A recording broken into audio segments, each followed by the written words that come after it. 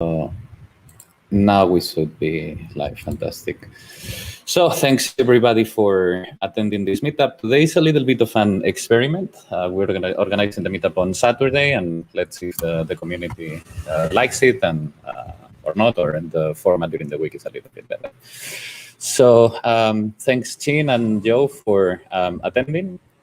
If you haven't met them before, Joe is an Android engineer at Buffer. And Trinh is a senior Android engineer at Alibaba Lazada. And today, Joe will be talking about Jetpack Compose. Joe, if I'm right, you have the Compose Academy, and you've been doing a lot of research lately on Compose. And Trinh will be talking about Android app modularization. I can say firsthand that Trinh is a master on using high order or high level modules and on Android apps and modularizing and strategies. So I would like to share my screen and, just remind you that probably you have seen the event on Meetup, but I would like to remind you that we also have Twitter, if that's more comfortable for you, and we also announce our meetups there. So Joe, the stage is all yours. You go first with your presentation. Cool, thanks for the introduction. Let me share my screen. Cool. Yeah. Thanks for being here today. This nice early gloomy UK morning. Yeah, my name's Joe. I'm a Google developer expert for Android, and I'm here today to talk to you about using Compose in existing Android apps. Compose stable is very close, so it's a great time to start thinking about how we'll be able to adopt Compose in our applications. And there'll be some time for questions at the end, but you'll find my Twitter handle on each slide if you would prefer to reach out on Twitter, or you can use the questions on the live stream as well. So when it comes to composing our apps, we're likely going to see one of two cases. So we're either going to be creating brand new features with Compose, so building Compose only screens. On the other hand, we might be slotting Compose into existing features, or even using the Android UI toolkit in the Compose only screens. In many cases, a lot of developers will be taking this approach and introducing Compose into existing apps. So in these scenarios, it's unlikely, that we'll be rewriting every single screen from the Android UI toolkit to Jetpack Compose. There'll be certain things that might become blockers or road bumps during the process. And while every scenario is different, maybe company focus, team size, current projects, there are a couple of things that could make this incremental adoption at a requirement to be able to fit in with the needs of our business. So to begin with, there's still a little bit of a learning curve with Compose when compared with how we are used to building Android UI. So being a completely different way of building Android UI that also heavily relies on the architecture of our app, such as the change in state management that might come with this, there's a lot for teams to adjust to and work out with how it fits into their project. While Compose adoption will help us move faster in the long run, we still need to deliver value to our users in the meantime. So dropping everything to adopt Compose might not be a practical approach for most teams. Being able to do so incrementally allows us to do so while still delivering that value to our users. I think here it's all about being strategic about how we can continue to deliver this value while also adopting a new technology that will help us in the long run. And also some things just aren't ready or available for us to use in Compose yet, meaning that we'll have to take a hybrid approach and fall back to the UI toolkit where applicable. And this is where a lot of this tool comes in handy and how we can slot existing components into Compose using some of the required functionalities. Finally, we might have existing views that are not in a position to be converted to Compose yet. So this could be for any reason. So for example, maybe we have a really complex view that has a lot of state tightly coupled to it, and this would require a large amount of work for us to migrate. The work involved in that migration might not be the best use of our time right now, so it might make more sense to use that alongside new Compose code so that we can continue moving our project forward. At the end of the day, there could be a number of reasons why, but being able to support a hybrid migration is a key feature of Compose that allows teams to move forward with a Compose adoption while still be able to ship features. This unblocks us from using Compose while still allowing us to circle back in future and tackle these parts of our app wherever the time is appropriate. In a lot of apps, we're going to end up using composables inside of the Android UI toolkit and also the UI toolkit inside of composables. So knowing about the tools we have at our disposal is going to help us to achieve these things smoothly. We're going to start by looking at how we can use composables inside of our existing Android UI layouts. This can be achieved with what is known as the Compose view. The Compose view is an Android view class located inside of the Compose UI platform package. At a first glance, this looks just like any other view that we might come across when working with the Android UI toolkit. This class actually extends from another class known as the Abstract Compose view, which we'll come on to a bit later in this talk. But this extended class handles all of the complexities for us, meaning that this Compose view simply exposes a set content function, which can be used to assign a composable to this view. So with that said, the Compose view is a view that we can use to display composables inside of the Android UI toolkit. The great thing is that because this is just another view, we can pretty much use it in a similar way to which we have been using existing Android views in our apps. Under the hood, the Compose view utilizes the lifecycle of the parent class so that the composition can be tied to the lifecycle of that class. So for example, this allows for the disposal of composition as required, essentially tearing down the view. So as I mentioned, the Compose view is pretty much like any other Android view that we might currently be using on our Android apps. And this means that we can add this view directly to our XML layouts like so. So because of the nature of this view, as in it's used to display composable UI, there are no custom attributes that could be used to control anything around composables. So by adding this to an XML layout, we are essentially adding an empty placeholder which acts as a holder for composables. So instead, a composable needs to be applied programmatically using the set content function of the Compose view. So what we do here is we basically have our Compose view. We use a set content function to assign composables to that view, and then those views or those composables will be composed inside of that Compose view. So now that we've added a Compose view to our XML layout, and we've got a composable now showing inside of an Android UI toolkit class, that's pretty cool, and that unlocks us a lot and enables us to do a lot of things. So while working with XML layouts is fairly common in Android applications, it might not always be the case that we want to place a Compose view inside of our app that way. In these scenarios, we can add the Compose view programmatically to a layout, just like we would do with any existing Android view class. The behavior and configuration of the Compose view in this scenario would remain exactly the same as when added using an XML layout. We can use a set content function to assign a composable to the Compose view, and being able to do this programmatically opens up a lot of opportunities in the rest of our code base also. So for example, outside of adding the Compose view to an existing layout, we might want to do something such as returning it as a layout from the onCreateView function of a fragment, essentially allowing us to use the Compose view as a layout for that fragment. And I think this is a really cool thing because a lot of apps might be heavily invested in things such as the fragment navigation component and have all their fragments like building like maybe a complex navigation graph.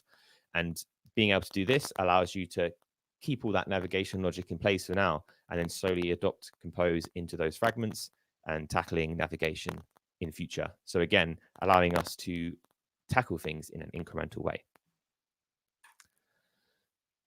So in your app, it might be the case that you end up using multiple Compose views within the same layout. So in the previous examples, we had a single Compose view.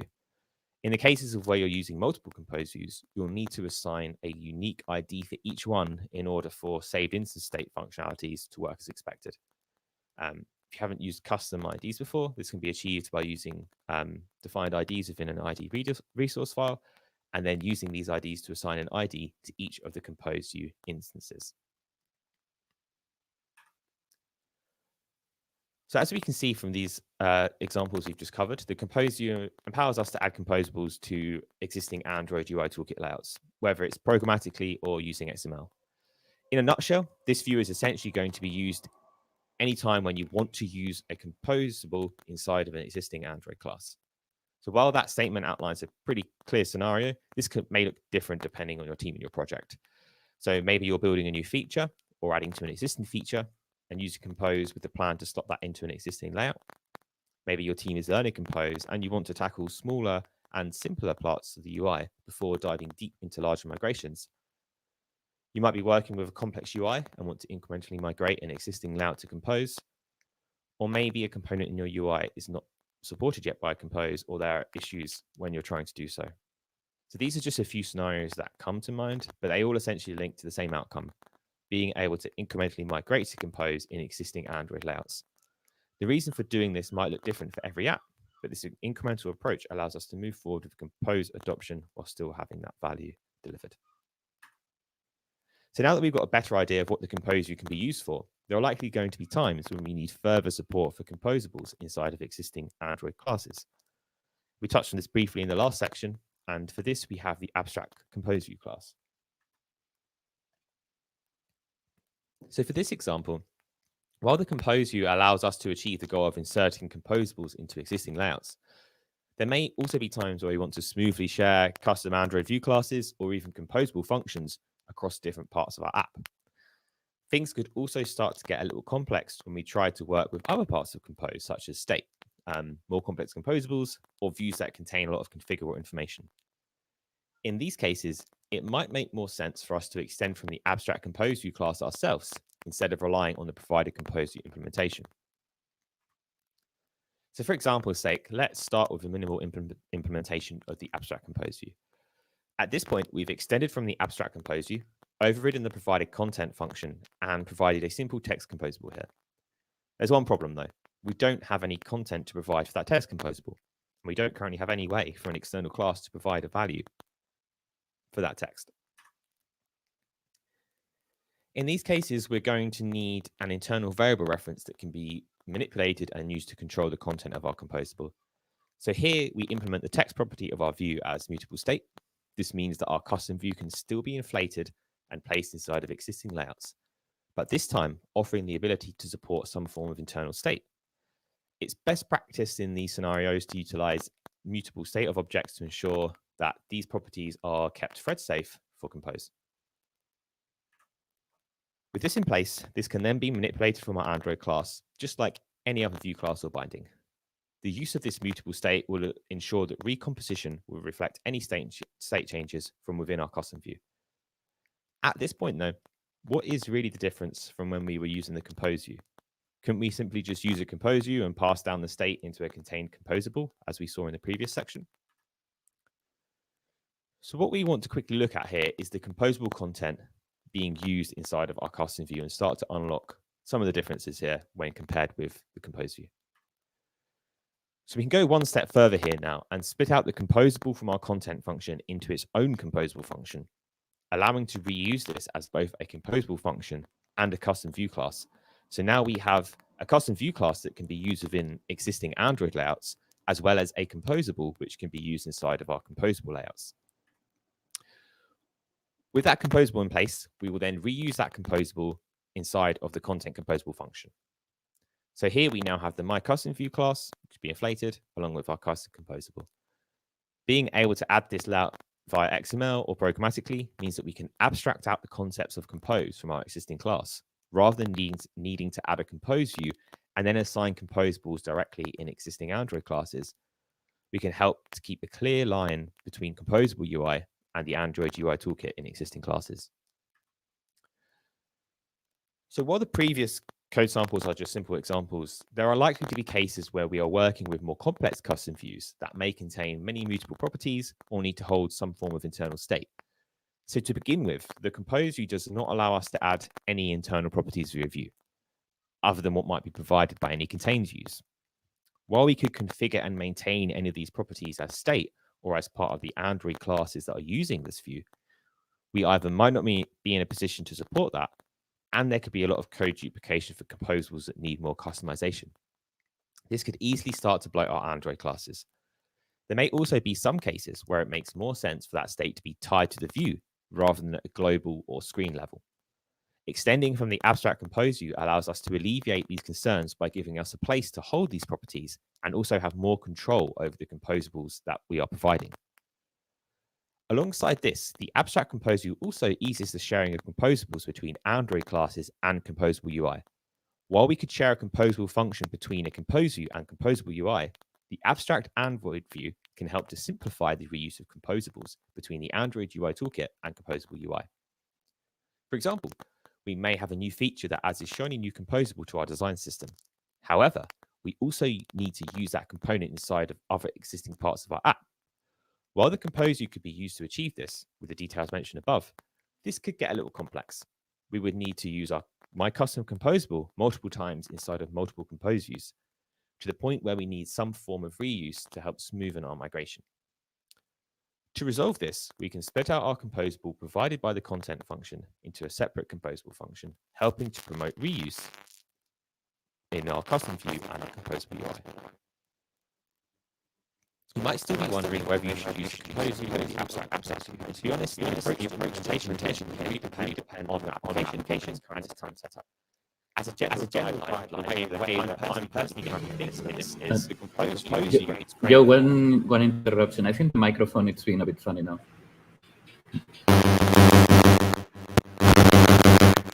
Is that any better?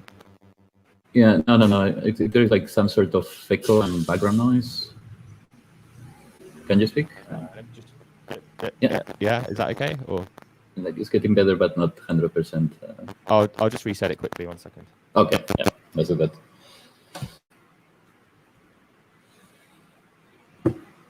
That's one of the perks of the live talks.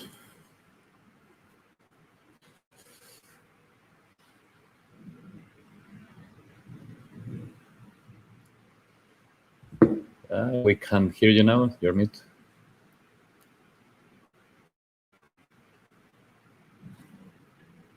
Is that any better now? Now looks much better. Okay, cool. Okay, great. Cool. Then I'll Thanks, remove myself. Cool, yeah. So when looking at those two, the compose view is great for one-off cases when the need arises to switch out existing views for composables, such as a custom view, or we need to house composables for the layout of a parent class. The abstract compose view is great for when we need to promote reuse of composables between composable UI and the Android UI toolkit. This also helps to abstract configurable information for a component, helping to keep a clear line between composable UI and the Android UI toolkit in existing classes.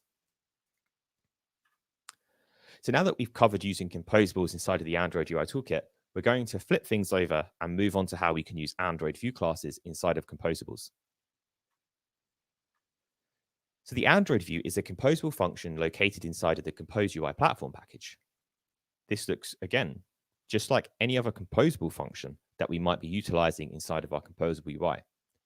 Here we can see 3 different arguments which the composable function requires.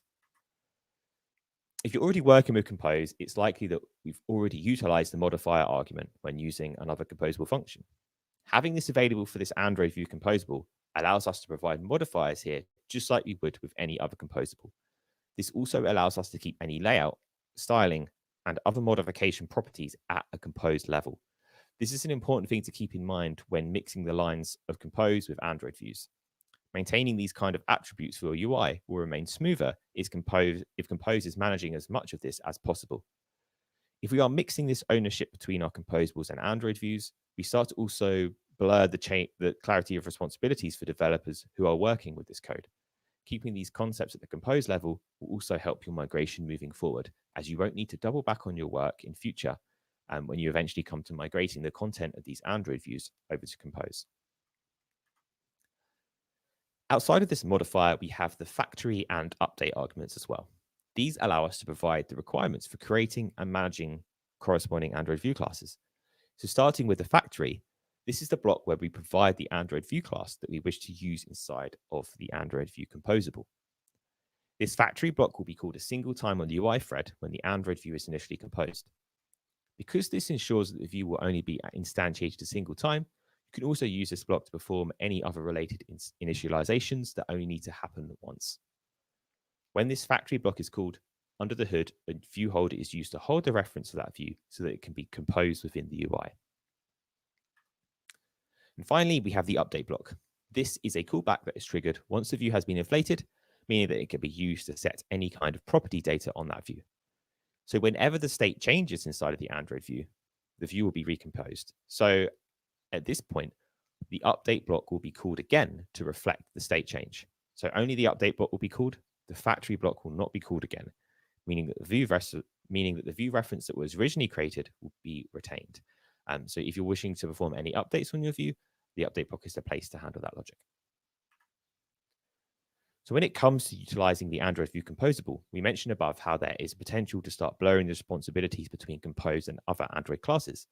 For example, if a developer ends up working in a class that consists mostly of Compose, touching on Android View concepts could add some cognitive overhead, as they would need to be thinking about Compose and the Android UI toolkit. In some of my projects, I've been experimenting with splitting out the Android View usage into separate composable functions, allowing me to essentially abstract these Android UI toolkit references away from my Compose code. This may not be necessary for Android View composables that do not contain a lot of complexity, but is a nice way to add a layer of abstraction should it be needed. We could then access this composable from within our composable UI, and that point of access knows nothing about the fact that we are working with this Android View. In most cases, we will be working with individual composable functions anyway, so this will likely be a natural approach that ends up being taken for our composable definitions. Now that we know how to use existing Android View classes inside of composables, I want to take a quick look into a similar concept, embedding XML layouts inside of composable UI using view binding. So I'm not going to cover what view binding is here or how it works, but one thing you'll need to do is enable view binding in your project if you're not using view binding already. And you'll also need to add a separate dependency to be able to access the view binding features within composables. With this in place, we can then start to use the Android View Binding composable. We can see that this looks very similar to the Android View composable that we saw in the last section. We have the same factory, modifier, and update arguments which can be provided to the composable. Once the build tools have generated the binding class from your XML layout, you can use the Android View Binding composable, providing the inflated view binding reference to the factory of the composable function. And similar to the Android view, we can then use the modifiers and update block to control the look and feel and content of a composable. And this composable then behaves in exactly the same way as the Android view, with the only difference being the use of the inflated view binding. So the nice thing with this is that if you're currently using view binding in a project, or you've got layouts or custom layouts that you're including or accessing XML layouts in some way in your project, you can use the view binding composable to place these inside of your projects without needing to convert them to Compose right away. Which, for example, maybe recycled view holders and things like that could be a nice use of this class or function. So when working with these different views and composables that help you achieve Compose interoperability, we're going to be working with some form of state in our application. And when it comes to Compose, this is where things can get a bit more interesting. So Compose thrives from having a single source of truth. It's not a requirement, but it's definitely a good thing to have when working with Jetpack Compose. So this is even better when achieved through a unidirectional data flow.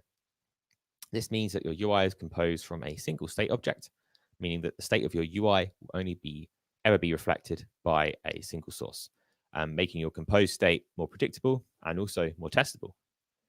However, this definitely comes across as one of those perfect scenario situations. This would be in an ideal world for sure. In a lot of cases, our apps may never use this kind of approach, or we might be in situations where we're kind of moving in that direction, but not everywhere that we are using Compose is doing that. So in these cases, we need to work with what we have and take certain approaches to make our state work well with Compose. And there's going to be two scenarios here. The first being Compose as the source of truth in our state. So in these scenarios, the composable holds the source of truth, and we may need to communicate that state back to non-composable code. So this might be the case where you've added a composable and you added a composable inside of an existing Android layout, and you want to communicate state back and forth in some way.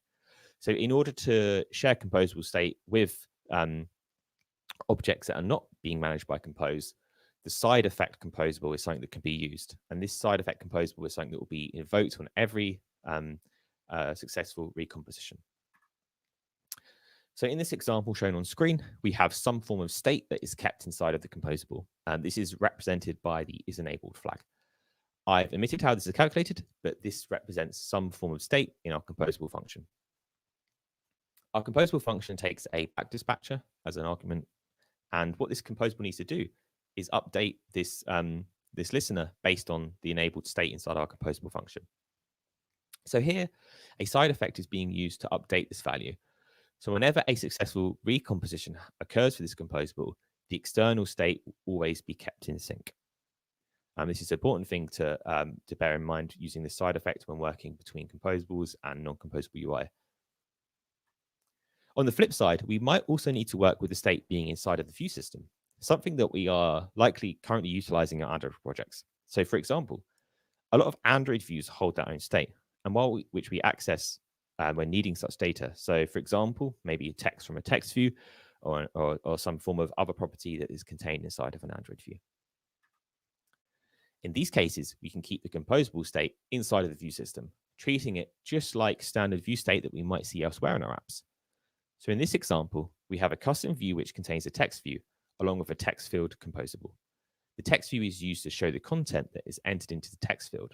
And because both of these have state, we need this represented within the view and for both of them to be kept in sync.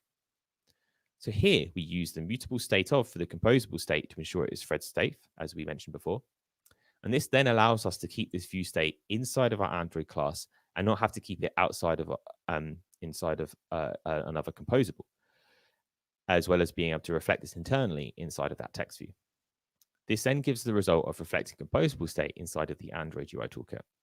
And the nice thing about this is it allows us to contain it inside of the Android view and not need to worry about passing it back and forth. So these are two different approaches that we can take when we want to work with state inside of those interoperability situations. So regardless of how you're working with state, there are several state-related functionalities that are available for data streams. So if your app is currently utilizing live data, flows, or observables, these can be utilized as composable state using the corresponding state observation functions. This means that recomposition can be triggered whenever these data streams are changed. And for more information on these, check out the Android X Compose runtime packages. And yeah, these are definitely worth checking out if you're currently using kind of state from your view models, such as live data or flow or RxJava. So during any of this migration, be it working with state or UI components, there's likely going to be some places where you'll need to call the Android framework from within Compose. There's a couple of talking points here that I wanted to mention before we start to wrap up this talk. The first is context within Compose. As we are likely aware, we access the context in a lot of places throughout our Android projects. And there are also likely going to be points within our Compose projects where we need to do the same. So we can access the context using what are known as composition locals. Local context, sorry. So these are used to propagate values for Android framework types in Compose, including concepts such as context, configuration, and even views. So these allow us to access the context from inside of our composables. So we can then use this for anything that might require a context. So for example, if we want to create an instance of an Android view class to use within our composable UI, we can access the local context and its current value, which gives us the context, and then use this context to create our custom view. We can then use this to do this other things and access other resources or functionality from within the Android UI framework. Maybe we want to work with services, broadcast receivers, or so on.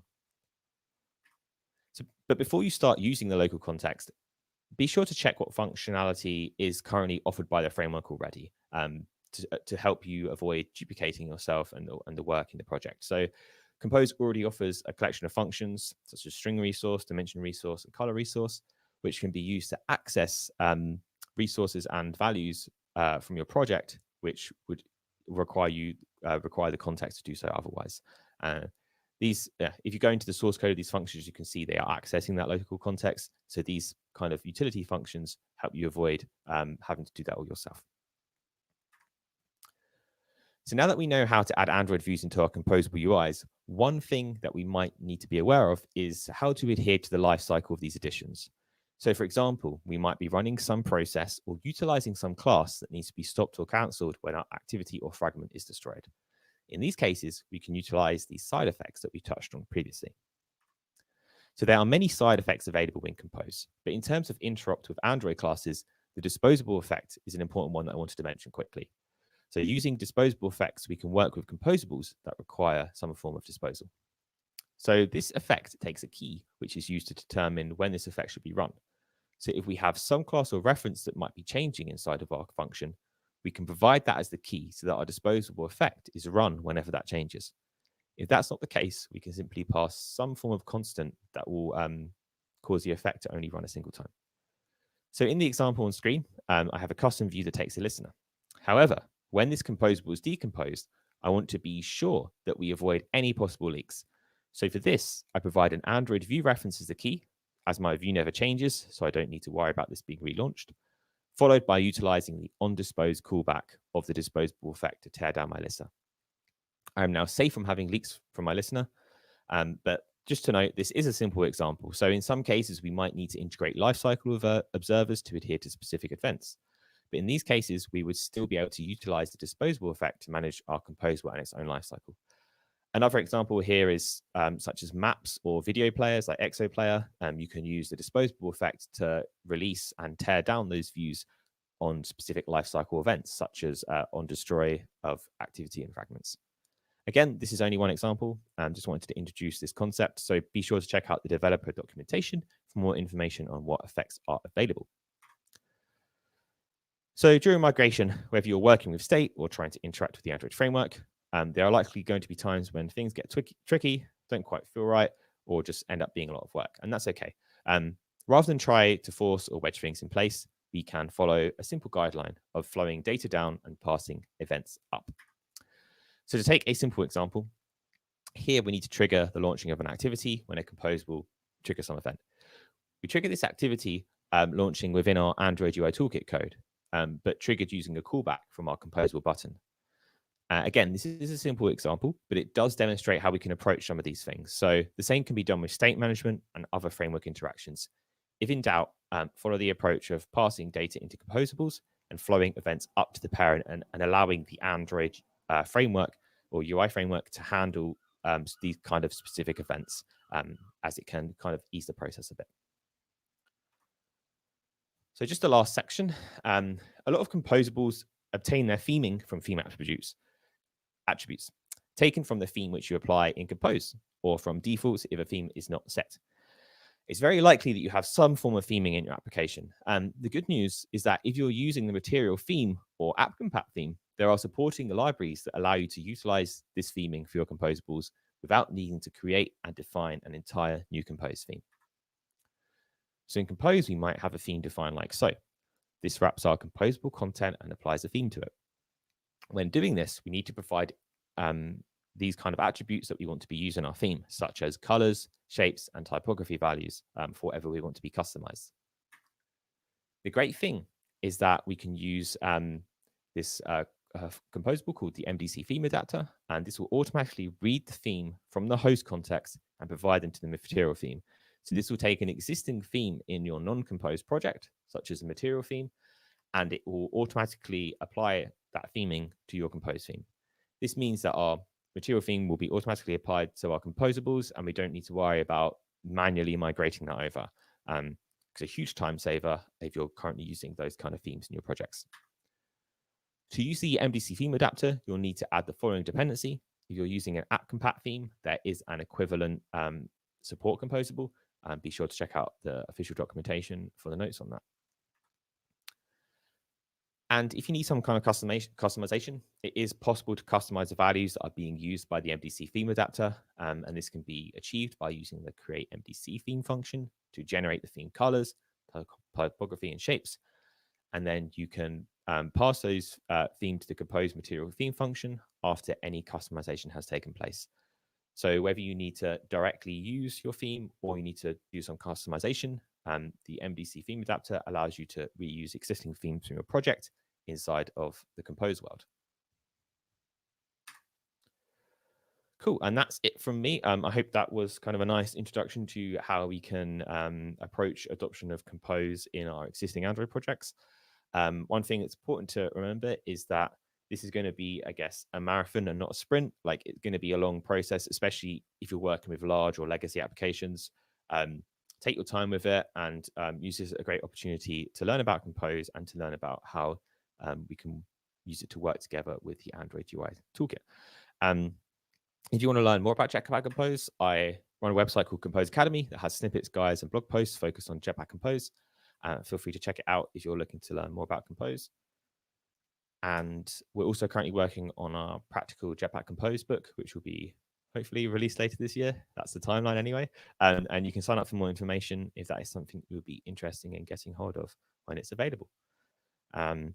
Cool. So that's it from me. I think if anyone's got any questions, happy to answer them. If you'd prefer to ask me on Twitter, feel free to reach out there. And yeah, happy to chat. And again, thanks for watching.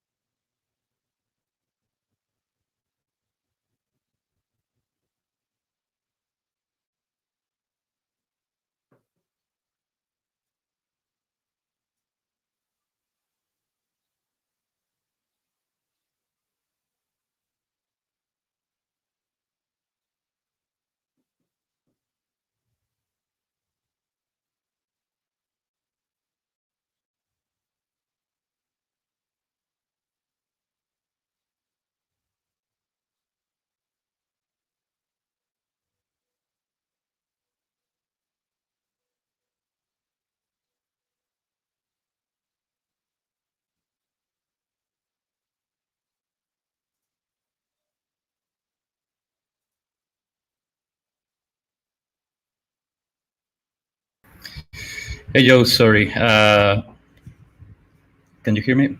Yeah, can hear you. Yeah, now, so the other computer is not responsive and I had to log in on the on the laptop. No worries, it happens. Okay, so we had a couple of questions. Münchener Farrad-Hüller asked if you would use Compose on production as a first choice. Yeah, I think it's July. They're saying about having a stable release. I personally, I guess the real answer to that is it depends. I personally would go Compose first because I think it's the future of building Android UI. And what I would do is go Compose first and then use these approaches to work around anything that doesn't quite work right for my project. So say if I've got a custom view that has performance issues or something isn't working quite right in Compose, I would slot those implementations in using these Android view classes and Compose views to make things work fine. But yeah, I would go personally Compose first once it's stable in July, and then go from there. But it's always important to evaluate these scenarios before you dive in, just to be sure you're making the right decision. Great. I'm sorry if that answers your question, Münchener Farrad-Hüller. There is a second one which is actually interesting. Does recomposing the screen use more battery? Oh, that's a good question. To be honest, I don't know. So when we're talking about recomposition, certain composables will handle recomposition differently, and they recompose at different times. There's something I need to look more into. There's classes such as, I think it's inline composables, which will recompose their children as well. I need to check on that, so don't hold me to that. But yeah, so things will only recompose when they need to. So if something, say if you have like 3 composables on a screen and the data only changes for one of them, the other 2 shouldn't need to recompose because they haven't had any change. What does get interesting is when you're starting to mix these compose views and Android views, and you're using like the set content and you've got different kind of states in place. I don't know too much about how that works either. Like if you're recomposing certain things that are Android views, then I don't know how that affects the rest of the screen. But in terms of battery, I wouldn't say so, but it'd be interesting. Maybe that would make an interesting blog post for someone to do research there. But I wouldn't say so, to be honest. I don't think it would affect that kind of level. If a lot of recomposition is happening on your screens, maybe that would be something to dig into of how your state's set up and kind of what state you're updating and when. I think if it was being an issue somehow, then that could likely be on the developer side. Good. Folks, if you have any other question, I think we have time for 1-2 more.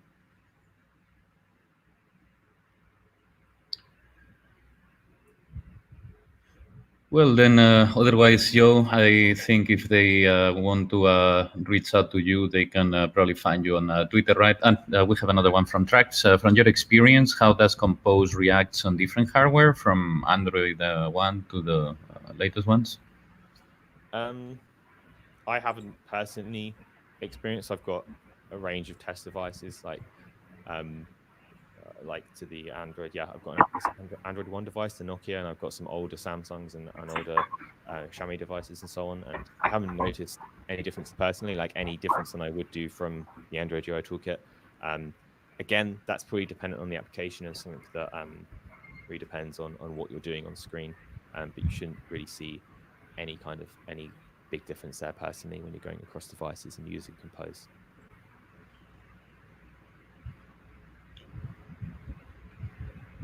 Okay, then, Joe, thank you so much for being here today with the community in Munich. I hope that we can welcome you at some point in the future when there is less pandemic and less travel restrictions. Definitely, I'd love to. Cool. So, people, you know where to find Joe. Feel free to reach out to him if you have any questions. And Trinh will be our next speaker. Trinh is currently working at Lazada, Alibaba in Vietnam as a senior Android engineer, and he will be talking today about modularization on Android applications, right? Yes. Okay. Thank you, Enrique, for the introduction. So I think I gotta share my screen first. Mm-hmm.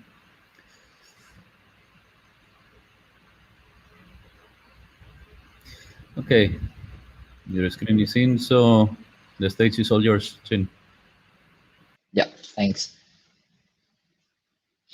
Okay, so hello everyone. Thank you for joining the event today. So today I'm gonna share some of my personal experiences when I trying to modularize my project regarding the agendas. So at first we're gonna take a look at some motivation. Why should we modularize our other projects?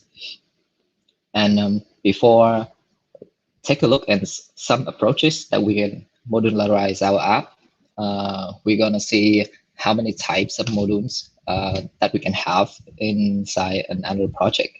And finally, some of my lessons that I have learned during the modularization.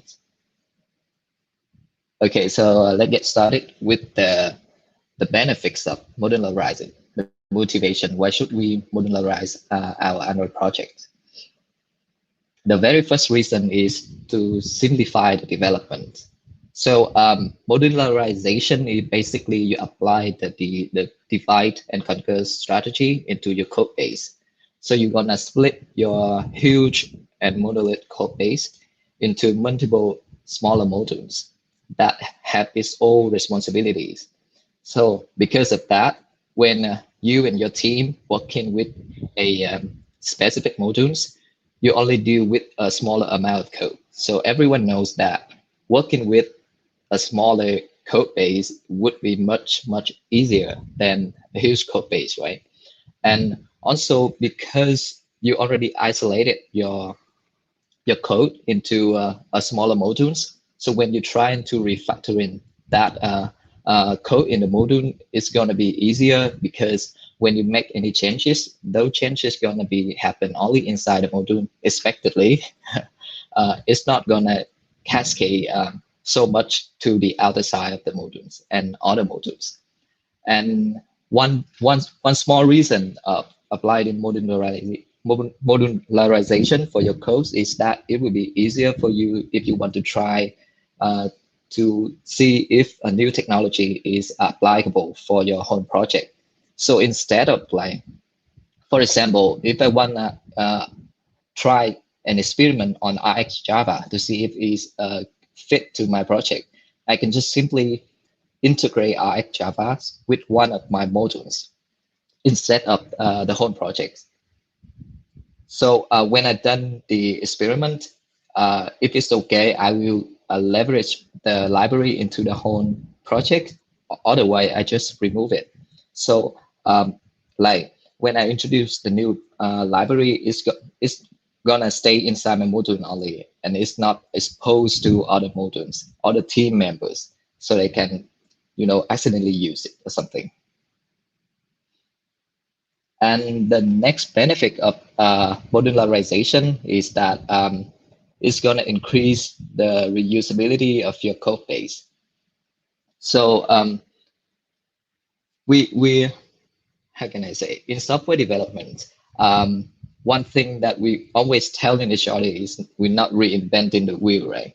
So reusability is one of the most important things we need to notice while doing the development.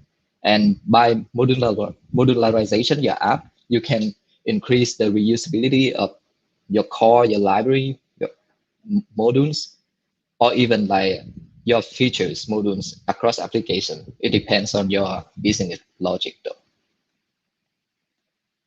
And the next advantage of multiple modules project is that it allows you to enable the on-demand delivery options. So for current Android development, we have 4 types of delivery. Install time delivery, which is very normal. You basically install everything you needed for the user when they install in your app from the Google Play. Second is on-demand delivery. So this is more special. So basically, for the features that the user haven't needed yet, we will delay the download and install of those features until the user need it. Then we start downloading and install those parts. And more than that, we have conditional deliveries. So with this delivery options, you can specify user device requirements like hardware features, locales, or minimum API level. So based on those configurations, when user download your app from the Play Store, we will decide which module is going to be installed at that time also. And finally, we have instant app. This delivery option is, I think, is the most special case. So it's allowed the user to interact with your application without actually installing your application at all. And depends on your business and other requirements, you're gonna pick the right delivery option for your application. And by enable on-demand deliveries, you can save the, you can reduce the delivery, the install APK style significantly, because you can just like get rid of all the unneeded parts. Also, by enabling the on-demand deliveries, you can also uninstall the features that user actually don't really need it anymore if you have that kind of modules. So it's also like increasing the user experience while using your application. And one thing which is a very pain point of Android developers that I want to mention is the build time. So I'm pretty sure that some of you might, like facing the very, very long build time in a big project, right? So by enabling modularization for your Android projects, you can actually leverage the Gradle capability of capturing and running parallel tasks to make the build time maybe shorter. I said maybe because those gonna be like, it's not guaranteed, because like the capability of improving build time gonna depends on how you're setting up the dependency between the modules within your application also. So, and before moving to how to approach modularization your apps, I think we should take a look at the types of the modules that is available inside an Android project. So in this, I listed out 3 types of the modules, which are the library. So library, the name says itself, right? It's a library modules. So where it can host on the core functions or some utilities code that can be shared, can be reused across modules or even across application. And inside the library, I divide it into 2 more smaller categories, which are Android library. So this types of library module will depend on the Android framework. And the second type is the pure Java and Kotlin library. The reason I split it into 2 smaller categories, because this can, increase the reusability. So for the pure Java or Kotlin modules, you can not only you can just not only use it, share it between Android project, but also you can share it in maybe Java or Kotlin multiple platform project also. So the reusability will be much higher. And next, we're gonna have the feature modules. And in the scope of this presentation, by feature module, I mean it's the dynamic feature modules of Android. Because this special types of modules is have the reverse direction of dependency comparing to the library modules. So is this gonna give you some different or advantage when you're trying to extract them into dedicated modules? And finally, we're gonna have a very familiar guys, which is the app modules. This one will be generated when you're trying to create an Android project. So app module is the place that holding everything together to make your app runnable and executable. Okay, so combine on those 3 types of the modules. This is the expected architecture or flow that we want to have when we're trying to modularize our Android project. So as you can see, for library modules, our app module is going to depends on the library modules. And for the feature modules, we also depends on the needed library modules. And more than that, the feature modules must depends on the app modules. And this is allow we apply all of the special delivery options, as I mentioned above. And one more thing we want to notice is that we try to have 0 dependency between modules as much as possible. So the perfect case is our module doesn't depend on each other. So we want to simplify the dependency as much as possible. Okay, so now we have some concept about some types of the module within another projects. Based on each type of the modules, we're gonna have different approach, top-down or bottom-up. So for top-down approach, we're gonna apply this approach for library modules. And just to be clear, this approach is gonna be so aggressive, and it's gonna have create so many changes that can happen inside your code base. So you have to be brave for it. So for example, look at this diagrams. So the current status of this project is that we have those modules which I would love to extract as a core modules. It's currently on the top of the dependency graph. And a lot of features, other features, it depends on those core or utility class. So when I'm trying to extract those classes into a dedicated modules, of course, it's gonna cascade changes to on over the places.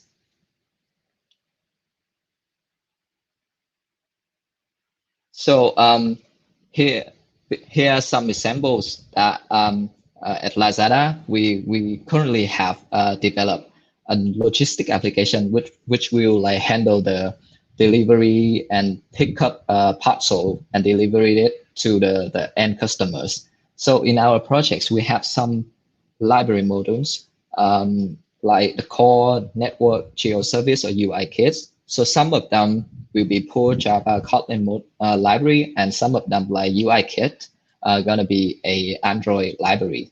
So we can reuse it between projects. Okay, so moving next to the bottom-up approach. With this approach, I will apply it for the dynamic features modules.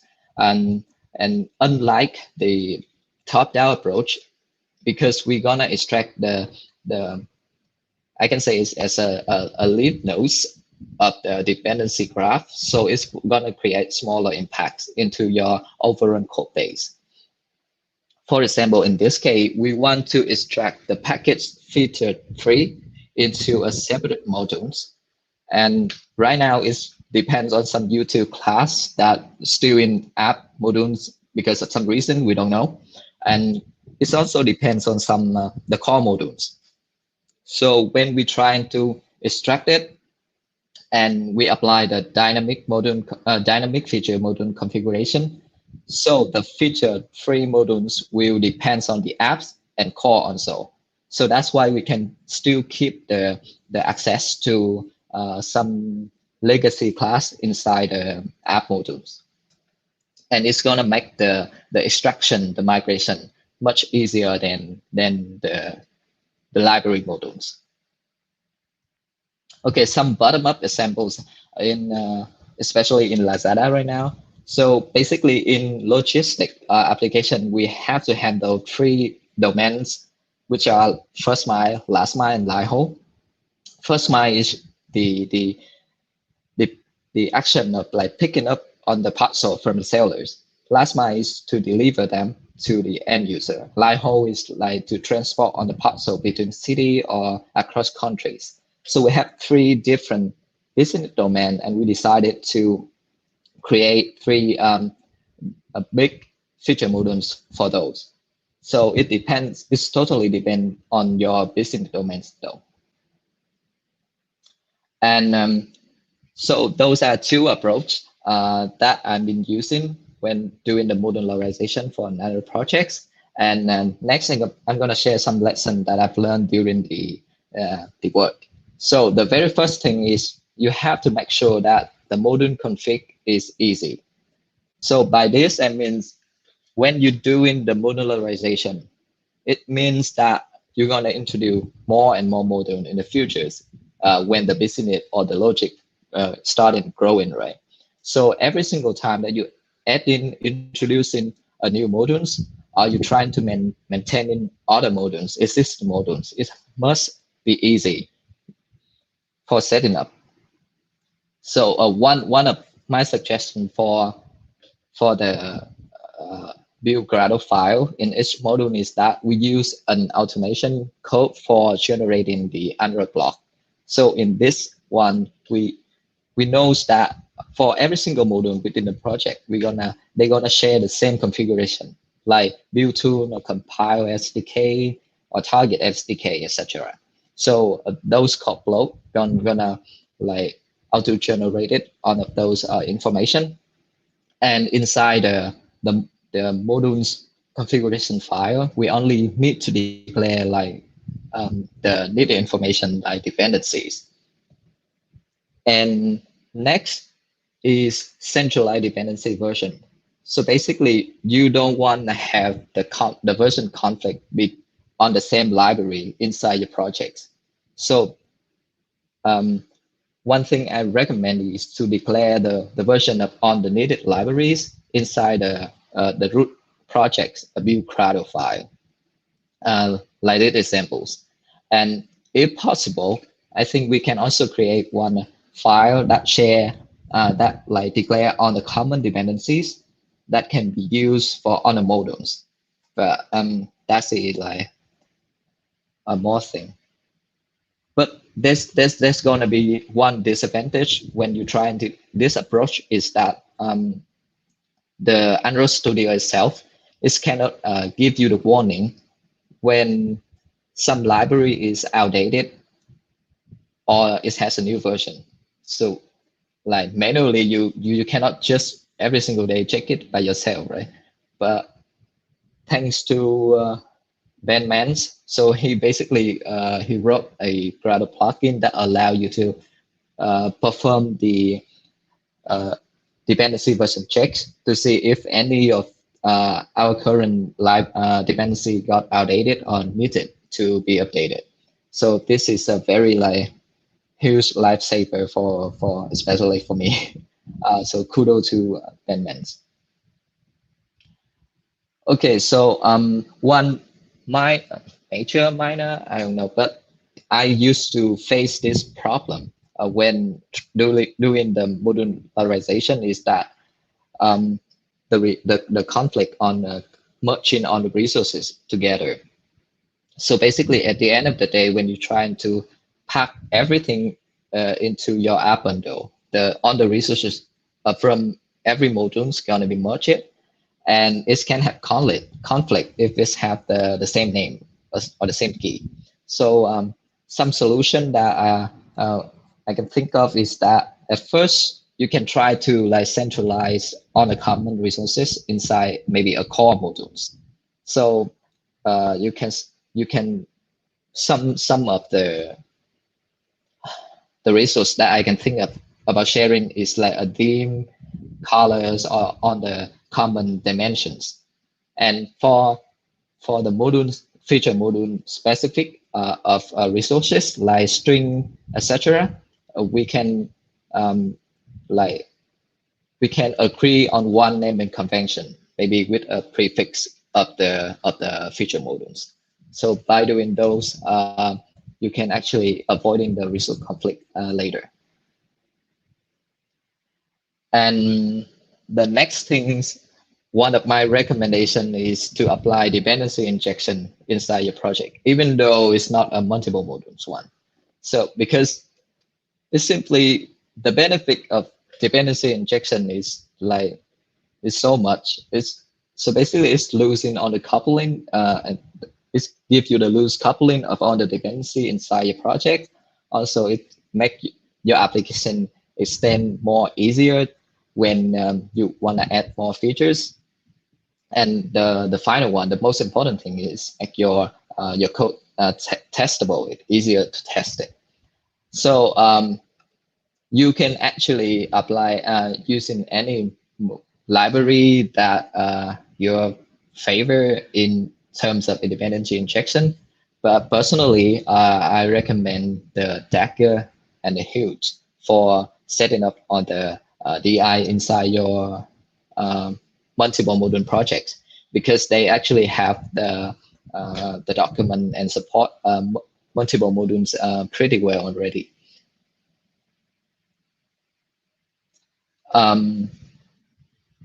Okay, so like I mentioned in previous slides, the dynamic features modules, unlike the library modules, the dynamic feature module is going to depend on the app modules. So basically, inside the app modules, we have no idea of the content or the classes on the dynamic feature modules. So there's no way that you can apply the normal way of navigation to launch the screen inside the dynamic feature modules. So in that case, we have one option of like using implicit intent instead of explicit intent. So for navigation within the module itself, you can just apply the normal way. You can either use explicit intent or just like using the navigation component as usual. And those are some lesson learned. So before I ended my talk here, I want to share my personal approach when trying to modularize an Android application. So the very first step is to review the current code base. So the status of the current code base is going to affect your approach of modularization a lot. So it can change a lot of things. So basically, you have to I have to review the current status of the architecture implementations on the dependency, on the business features that exist in our code base. And then based on those review results, and I will have a general idea of the desired modules that I want to have after the modularization happens. So I'm going to have those core, the use to, the base class modules. I'm going to have this feature and that features. So I have a general idea of how the dependency graph between modules going to happen after the modularizations. And then I started extract the base of the code of the U2 library module first, because those are gonna be a top-down approach, and it's gonna change all over the place. But at the end of the day, you have to extract the code at some point. You cannot hide it away. So personally, I think we should do it as soon as possible, so that we can reduce on the changes at the minimum. After that, I will reset up the navigation if needed. So basically, I just use the approach of implicit navigation for cross modules and explicit navigation for inside modules. So by rewriting the navigation, it's gonna losing the coupling between modules at first, so that we can use it as a foundation to extract the future modules later, one by one, and with well tested. And that's all for my presentation today. So if you have any question, let me check. And thank you for listening. Thanks, Sink, for a really nice session. We have actually a couple of questions. How do you deal with dependencies and conflicts? Any preferred strategy? But I think you went a little bit into that at the end of the session. If you have any, Engineer Farahil, if you have any particular question, or otherwise, is there another question? Is there a performance upper limit to the amount of modules an app can support? Okay, so regarding the amount of modules, as I remember, for dynamic feature modules, if you're trying to have more than 50 dynamic feature modules at install time, it's gonna have some performance issues in terms of installation only. And yeah, that's the number that I can remember. So think wise and make the good decision. That's just my opinion. Okay. Let's try this. If you folks have any question, now is the moment to check it. So, Trinh, you have what's your preferred strategy? That's my question from me. Do you like to move into feature models, or what would be for you the criteria, the first criteria for modularization? Functionality, feature modules, something else?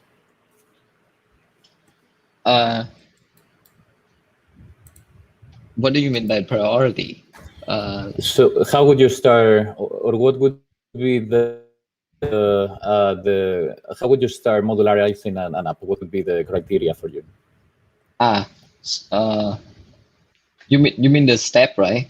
Because how would you create, or what would be the reason for you to start creating models? Would you like to do it on based on a feature models, for example, like if you have a login module that takes care of the login and that's it, or functionality like doing network UI data modules, or combination of both? So my preferred way is the combination of both. So as you can see, for dynamic feature modules, you can apply it on the features and functionality of the business of the application.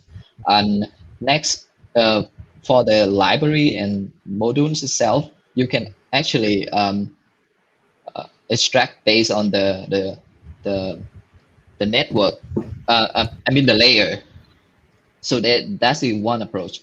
So basically, you can have one for handling network, like we did in Lazada. We have a network for only like handling on the network. Then database, if you think that the case, and then I think personally, I'm for my personal project, I'm gonna have a core modules that gonna like host on the repository, like giving the access to the repository and provide for the whole application itself.